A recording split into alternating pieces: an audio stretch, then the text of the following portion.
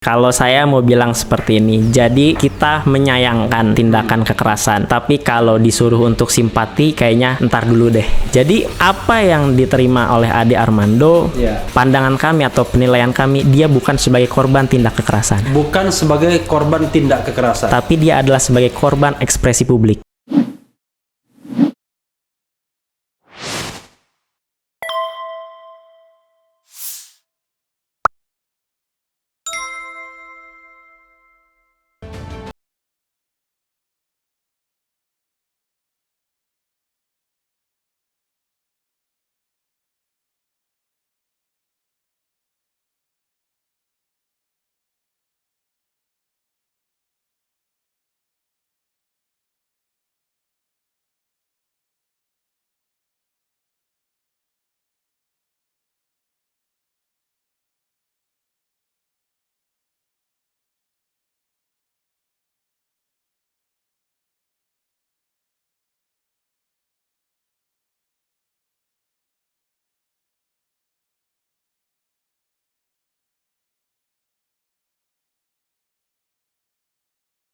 Saya harus nanya yang barangkali kamu akan berat menjawabnya, ya. Pernah debat sama Ade Armando? Pernah. Dulu mengatakan nggak hormat.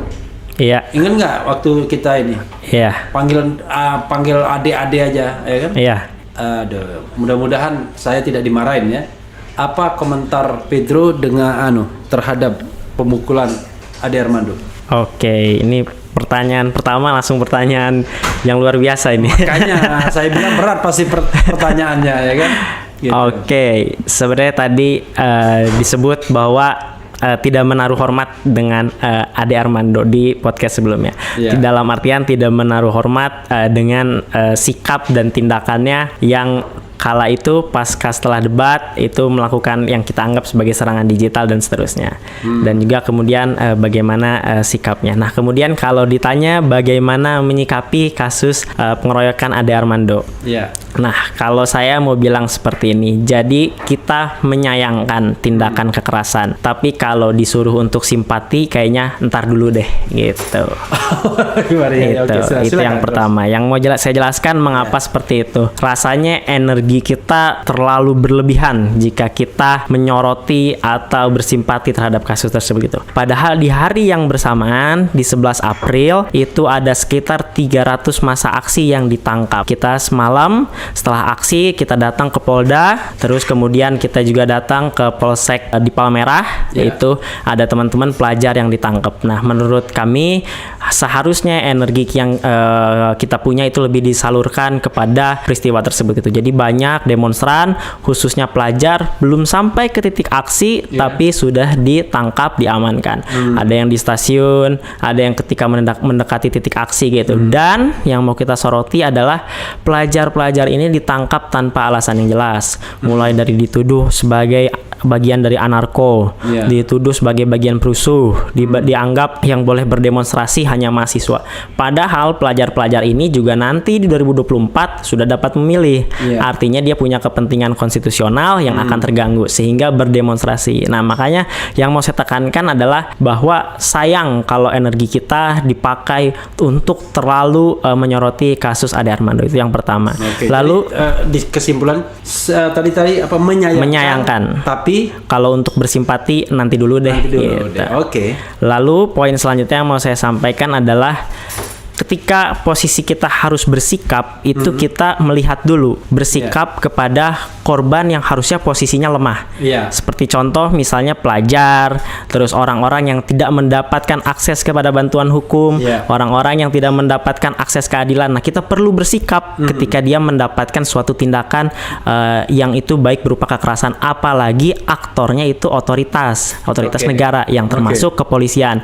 Nah, itu kan artinya akses dia untuk mendapatkan keadilan kan tidak ada, maka penting kita untuk bersikap agar kita bisa membantu dia untuk mengakses keadilan. Itu yang pertama. Nah, berbeda hal dengan Ade Armando. Ade Armando adalah orang besar, dia adalah bagian dari lingkar kekuasaan, pendukung fanatik Jokowi. Nah, untuk apa kita bersikap? Tanpa kita bersikap pun dia udah dijenguk sama Watimpres.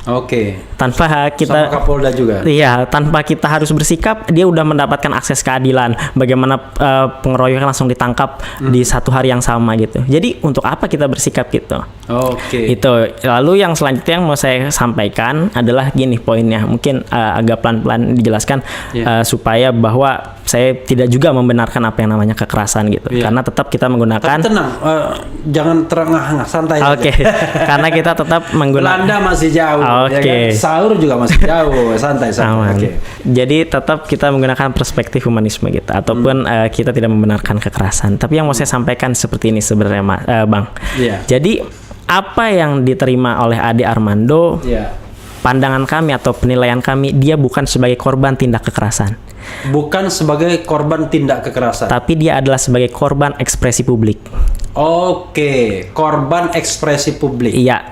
Kalau tindak kekerasan itu dari aparat. Betul, otoritasnya, aktornya itu relasi ketimpangan kekuasaan. Nah, dia tuh ekspresi publik karena dia dikeroyok oleh massa aksi. Nah, kenapa saya katakan seperti itu? Gini, kita ambil analoginya bahwa banyak orang yang merasa hak atau dia merasa pernah terganggu dengan perbuatan Ade Armando. Seperti saya misalnya contohnya, saya pernah mendapatkan serangan digital atau Ade Armando dalam channel Cokro TV-nya pernah mengatakan saya mahasiswa drop out gitu. Itu kan sebuah perbuatan fitnah gitu. Saya bisa melaporkan Ade Armando. Itu bahasa Made Supriyatna kekerasan verbal. Iya, saya bisa melaporkan Ade Armando di saat itu. Tapi saya berpikir bahwa tidak mungkin hukum bisa menyentuh Ade Armando karena terbukti dari beberapa pelaporan sebelumnya. Jadi saya biarkan gitu. Dan kemudian saya berbayang bahwa mungkin banyak orang seperti itu yang merasa agamanya dinistakan, yang merasa dia pernah dihina gitu, atau dia merasa pernah terganggu oleh tindakan Ade Armando di Twitternya, di sosial medianya. Dan kemudian dia melapor ke hukum. Akses atau kanal hukum tidak mampu menjangkau Ade Armando, sehingga ia bisa bebas dan berkeliaran gitu. Kan artinya kalau hukumnya berjalan baik, Ade Armando akan dipidana gitu, akan dikurung, sehingga ada keterbatasan bersosialisasi di masyarakat gitu, atau dia terisolasi dari masyarakat luas kan, logikanya seperti itu kalau dia hukumnya berjalan dengan baik. Namun laporannya masuk, statusnya juga sudah diproses, tapi hukumnya tidak menjangkau lebih jauh lagi, sehingga dia masih bisa beraktivitas, aktivitasnya tidak terbatasi. Nah, di suatu tempat dia bertemu dengan satu kelompok yang merasa pernah terganggu oleh sifat atau tindakannya gitu. Nah, disitulah baru ketika dia berpikir kanal hukumnya tidak berjalan, kemudian bertemu, yang terjadi adalah seperti itu, tindakan ngeroyokan tersebut gitu. Kemarin kita bulan apa bertemu? Itu kayaknya Juni Mei kayaknya. Mei atau Juni 2021. Baru kurang hampir 1 tahun ya, 1 tahun lalu. Tapi udah pinter sekali kamu sih. Luar biasa. Silakan dilanjutkan, tadi saya interupsi ya. Jadi kata kunci pertamanya tadi adalah menyesalkan, menyayangkan, tapi kalau untuk bersimpati tidak dulu. Iya. Kemudian Ade Armando bukan korban kekerasan, tapi ekspresi publik. Tapi korban ekspresi publik. Karena kanal hukum yang tidak bisa menjangkaunya. Ya, karena kanal hukum yang tidak, ibaratnya kata Pak Jimli baru-baru aja, karena hukum itu tidak adil, proses hukum. Betul.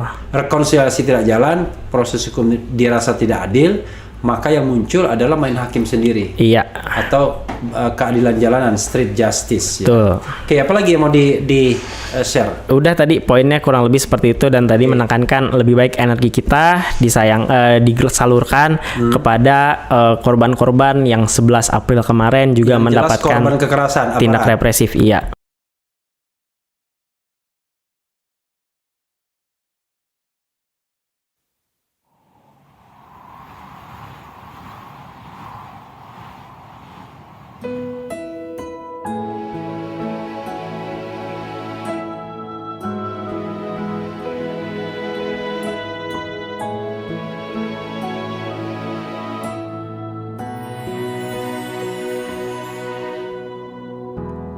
Ketika matahari hanya di atas kepala, panas melelehkan padang yang luas, tak ada naungan, tapi engkau pemimpin adil. Tuhan memberi kabar gembira. Setiap manusia adalah khalifah di muka bumi ini, tapi engkau khalifah dari khalifah. Kau dinaungi, kau diselamatkan.